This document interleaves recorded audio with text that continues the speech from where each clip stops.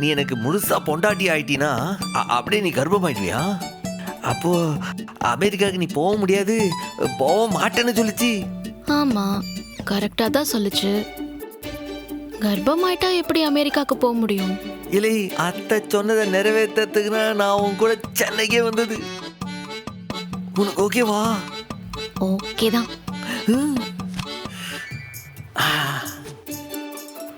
அப்ப எம்ல doctor I love யூல. I love you too president sir.